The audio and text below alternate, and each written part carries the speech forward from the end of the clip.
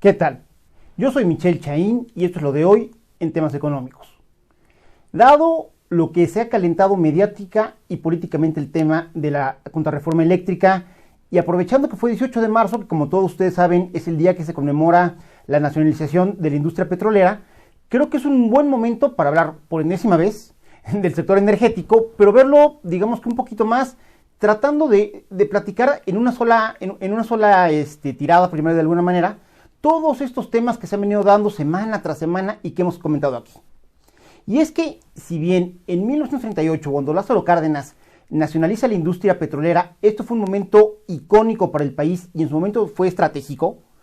pues la verdad es que pretender seguirlo viendo así en pleno 2021, pues es digamos que anacrónico.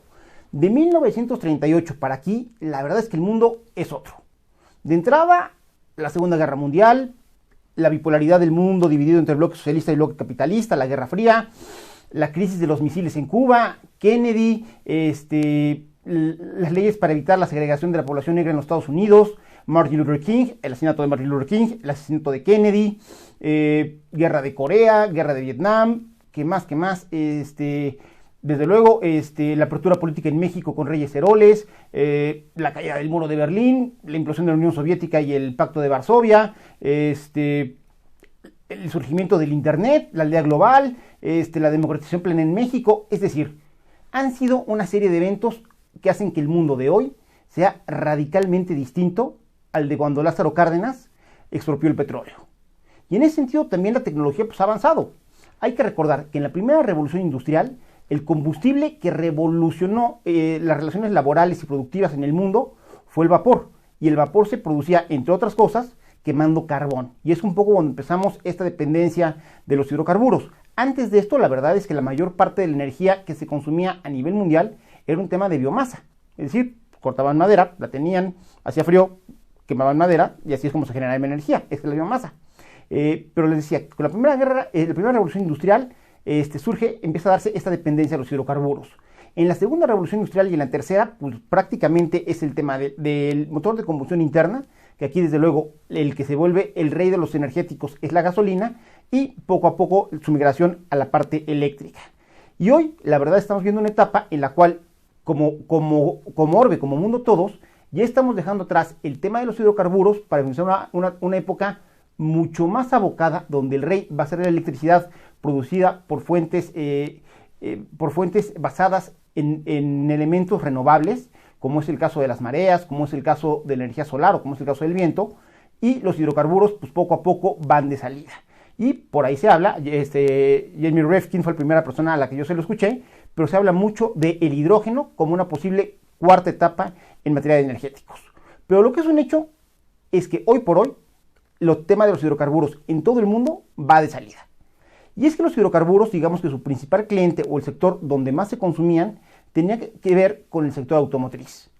Y hoy es una realidad el tema de los motores eléctricos, ya son cada vez más las líneas de lujo, de ultralujo, de los deportivos, que ya están presentando versiones con una mucho mayor autonomía eléctricas y además, pues, que desde luego, cumplen con todos los requisitos que tienen los consumidores en cuanto a manejo, experiencia y desde luego velocidad.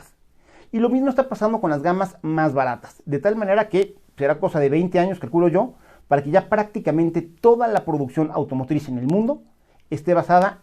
en motores que van a ser eléctricos y no de combustión interna. En ese sentido, pues la verdad es que es de preverse que cada vez se van a vender y se va a depender menos de los hidrocarburos, particularmente del petróleo y de la gasolina. Sí, desde luego, seguirán teniendo un futuro muy importante por todo lo que es la industria química, todo lo que son los derivados del petróleo, los plásticos. Pero insisto, habrá pasado ya su etapa como el rey de los combustibles. En ese sentido también interesante señalar pues, que aquí es donde un poco empieza a ser chispas, donde empieza a haber contradicciones entre lo que ha plantado el gobierno de Andrés Manuel López Obrador. Y es que por un principio es curioso que uno de los proyectos estrella que tenga sea la refinería de Dos Bocas, más allá de lo polémico de la ubicación, cuando la mayor parte de las refinerías que tenemos en el país están subutilizadas, es decir, no producen al máximo de su capacidad. Y en ese sentido, a la de Dos Bocas, pues hay que sumarle todavía la de Tula, que ya se anunció y en la cual, pues pese a que había interés por parte de grupos empresariales como ICA, pues va a ser un tema totalmente de gobierno. Aquí cabe preguntar, en 20, 25 años, cuando se logre, si es que se da, ocupar a plenitud toda la infraestructura que tiene México en materia de refinación, ¿a quién le vamos a vender esa gasolina si la mayor parte de los motores para ese entonces ya van a ser eléctricos? Y en ese sentido también hay que entender que hay cuestiones de mercado pues, que son insoslayables. ¿Por qué seguimos importando gasolinas? La respuesta es muy sencilla. Porque la gasolina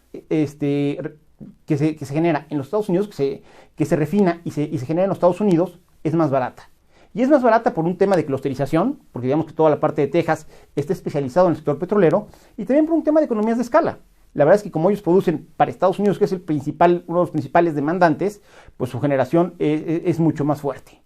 Esto por la parte petrolera. En ese sentido también creo que es importante señalar que buena parte de la polémica que estamos viviendo actualmente en el país viene a raíz de un tema que se suscita con el combustóleo. El combustóleo es un subproducto del petróleo que se genera después de una destilación y es un producto, digamos que bastante sucio. Tradicionalmente lo que México hacía era que todo el combustóleo que generaba Pemex lo vendía en alta mar, ya saben, a las plataformas petroleras, a los buques, allá muy muy lejos donde no había población cercana a la cual pudiera afectar. A partir de este año, la norma internacional cambia y ya no se puede comercializar en alta mar combustible que supere el 3% de azufre. Y la verdad es que el combustible que se genera en México tiene demasiado azufre para poderse comercializar. En ese sentido, pues de repente Pemex encontró pues, hasta las manitas de un combustible sucio, caro y que además pues, ya no tenía para dónde salir. Y la solución que se le ocurrió al gobierno federal fue de, oye, pues si tú tienes mucho combustible, dáselo a la CFE y que la CFE con eso genere electricidad. De entrada, esa es una decisión polemiquísima. Y es polemiquísima porque literalmente vamos a estar quemando en México un derivado del petróleo que es tan sucio que ni siquiera en alta mar ya se está comercializando. Y esto va en perjuicio pues, de miles y miles y millones, a los 125 millones que vivimos en este país. Porque esto va a generar a los pocos años afectaciones muy importantes a nivel pulmonar por partículas suspendidas y desde luego por los sulfatos. De entrada, esta decisión era como para que pusiéramos las pestañas de punta. Ahora, es polémico porque con el fin de poder aprovechar todo este combustóleo y tratar de generar o recuperar una industria fundamentalmente estatista en la parte de los energéticos, lo que se pretendió fue desconocer las reglas del juego con los cuales muchos inversionistas, algo así como 20,000 millones de dólares de inversiones, se han establecido en México para producir energías limpias. Energías fundamentalmente basadas en elementos como es el caso de la energía eólica y la fotovoltaica. Inversionistas tanto extranjeros como mexicanos que de buena fe y confiando en que las reglas del juego que estaban eran las que iban a continuar, invirtieron en México, generaron empleos y hoy por hoy generan electricidad a precios mucho más competitivos de lo que lo hace la Comisión Federal de Electricidad con sus plantas que son mucho más grandes, mucho más pesadas, que en buena medida dependen de los hidrocarburos y que además contaminan más. Y aquí lo que se ha intentado desde aquella primera intentona por parte de Rocío Nale, argumentando un tema de seguridad por el COVID, increíblemente, ha sido que quienes alimenten a la red eléctrica, que por cierto, esa sí es monopolio de CFE, pero que quienes alimenten a la red eléctrica primero no sean los más baratos, sino que sean de alguna tramposa manera siempre la energía que se produce por CFE. Eso fue la primera intentona de Rocío Nale, que no pasó y ya, de hecho, el Poder Judicial ya la desechó. Y es la misma lógica a la que obedece esta modificación que se hizo a las leyes que tienen que ver con el sector energético, específicamente en lo que es el sector eléctrico. Es decir, es buscar que la electricidad que produce CFE, ya sea por ciclos combinados, que también de hecho llevan combustóleo, por carbón o por cualquier hidrocarburo que tengan, sea el primero que alimente a la red de distribución que lleva electricidad a todo el país y que en ese sentido pues prácticamente se estaría marginando toda la energía que generan los privados que, insisto, invirtieron de buena fe, en buena lid y que hoy por hoy pues el presidente López Obrador, en un arranque de esos difíciles de entender, le está pidiendo a los abogados que no los defiendan por ser, y lo digo entrecomillado porque me parece una aberración, traidores a la patria, cuando la verdad es que en este país hasta el malandrín más malandrín tiene derecho a una defensa. Y en ese sentido, pues la verdad es que va a ser muy complicado que como país podamos atraer nuevas inversiones y se generen nuevas fuentes de empleo. Si no tienen los inversionistas, pues ninguna certeza de que el día de mañana les van a cambiar la pichada y que encima de eso van a exhortar a los abogados a que ni siquiera los defiendan. Es decir, nos estamos aferrando a no tener una recuperación económica por fuentes propias y a depender de que los Estados Unidos crezcan y colgarnos su recuperación vía el sector exportador. Pero bueno, regresando a la parte energética, toda la polémica que se ha visto últimamente en cuanto a los amparos va por ese sentido. Se aprobó tanto en la Cámara de Diputados como en el Senado sin modificarle una sola coma, porque así lo instruyó el presidente, se aprobó una reforma eléctrica que desde el principio era a todas vistas anticonstitucional. Y lo que se dio, pues como tendría que ser, es que apelando a su legítimo derecho, todas las empresas afectadas, una vez que se aprobó, empezaron a promover amparos. Y la verdad es que primero un juez especializado en temas económicos lo que dio fue una suspensión temporal, es decir, en lo que él decía, aguántenme las carnitas, déjenme ver cómo está este tema, y dado que si se aplica la ley, es muy posible que no pueda regresar al estatus original de cuando llegó la demanda, entonces hizo una suspensión, es decir, la ley no entra en vigor hasta que yo no resuelva esto y vea cómo viene. Y a los pocos días, pues ya resolvió que esto pues, definitivamente es anticonstitucional y ya dio la suspensión de manera definitiva. Esto ha hecho que el presidente López Obrador pues, se lance con todo contra el poder judicial, y además haciéndolo con un desconocimiento que a mí sí me preocupa, pues de nociones básicas del derecho en México, como por ejemplo cuando el presidente dijo que veía con sospecha el tema de los jueces y de los amparos, porque los amparos estaban sospechosamente beneficiando a los privados, lo cual es un sinsentido, porque el amparo existe en México, y desde la época de Juárez, a quien admira tanto el presidente, el amparo existe en México precisamente para defender a los privados de las acciones de gobierno. Es decir, es un mecanismo sui generis, no sé si otro país lo tenga, pero México es de los muy pocos que los tienen, donde ante la arbitrariedad que se sospecha va a tener en algún momento el gobierno, hay un mecanismo mediante el cual nosotros los particulares podemos decirle al gobierno, espérate, estás afectando mis intereses. Esa es la naturaleza misma del amparo, es decir, el amparo beneficia a los particulares porque no podría ser de otra manera, es su razón de ser. Y en ese sentido, querer derribar las barreras que hay entre los poderes, el hacer que el poder legislativo ahora sea sumiso al presidente, como ya estamos viendo que ha sido esta legislación con el poder legislativo, es decir, hay una bancada de senadores y de diputados que críticamente van a aprobar sea lo que sea que mande el presidente. Y en ese sentido son legisladores que ya dejaron de representarnos a ustedes y a mí como ciudadanos, y que solo representan a un ciudadano que es el presidente. Y esto se dio, en el caso del legislativo, a pesar de que tanto el ejecutivo, el presidente, como el legislativo, ambos tienen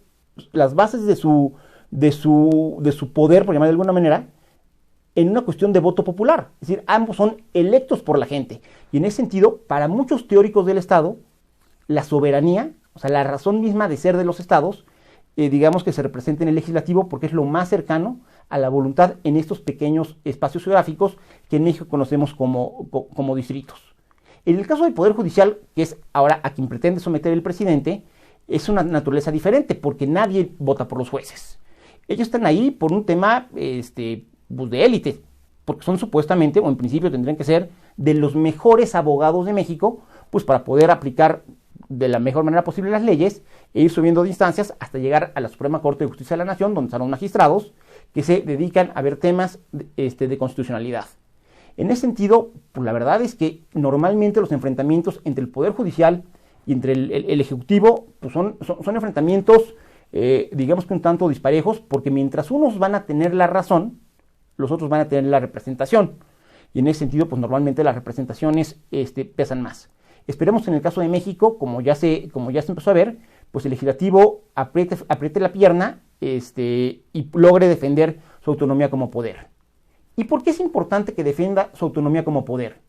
Pues es importante no porque a mí me caiga bien o me caiga mal el presidente, sino porque todas las democracias, y esto viene desde la Ilustración, tanto en Escocia como en Francia, desde entonces siempre se diseñó un sistema basado en la división de poderes,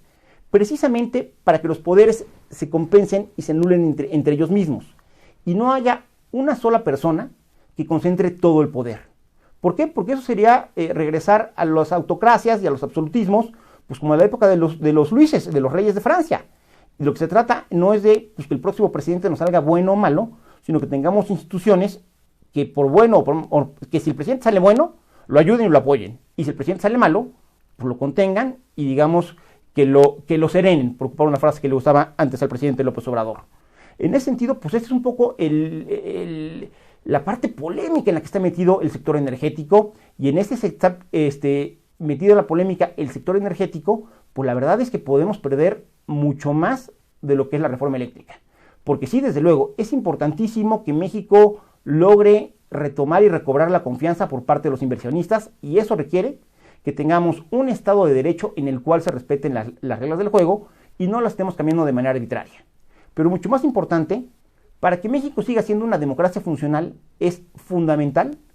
que podamos tener una verdadera división de poderes. Es decir, que el legislativo haga su chamba y que negocie con el ejecutivo, pero que no esté sometido, y que desde luego, en caso de controversias, tengamos jueces independientes que puedan mediar entre los dos.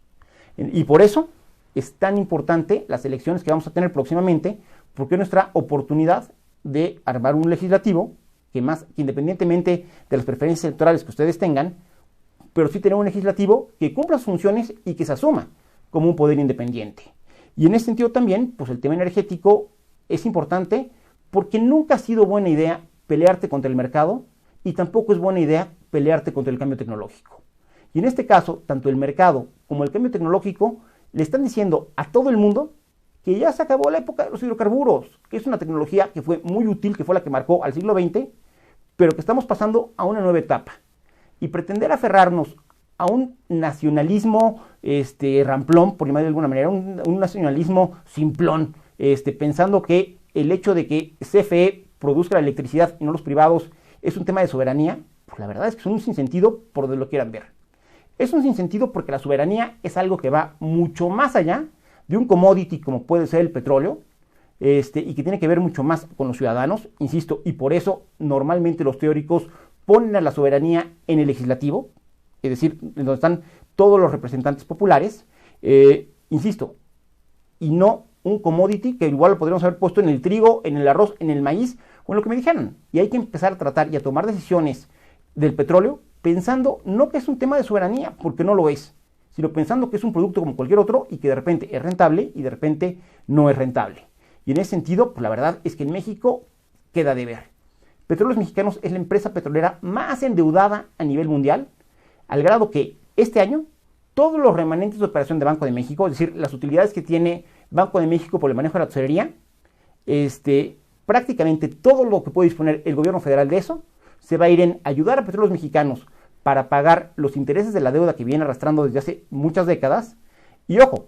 muy posiblemente se tomen recursos frescos del presupuesto de egresos de la Federación para apoyar a Petróleos Mexicanos. Es decir, en lugar de que la empresa productiva del Estado, Pemex, le ayude al gobierno a tener más dinero para solucionar las necesidades que tenemos, pues por las vacunas, por educación, por apoyos a los niños, por guarderías, por lo que ustedes me digan, en este mundo al revés, somos nosotros dejando de comprar vacunas, dejando de invertir en escuelas, dejando de invertir en educación, dejando de gastar en cosas que socialmente son mucho más rentables para apoyar a pagar las deudas por los malos manejos de una empresa simple y sencillamente porque es empresa productiva del Estado. Y ojo, que está a nada de perder el grado de inversión, y en una de esas, en la medida que el presidente decida seguir pagando las deudas de Pemex, es decir, las haga deudas soberanas, se puede complicar mucho el aspecto financiero del país para los próximos años. Y lo de la soberanía y el nacionalismo también hay que tomarlo con cuidado. Hay que recordar que por mucho que CFE sea una empresa mexicana, una empresa productiva del Estado mexicano, le sigue comprando a los Estados Unidos el 70% del gas que necesita para producir electricidad. ¿Somos o no somos? Yo soy Michel Chaín y esto es lo de hoy en temas económicos.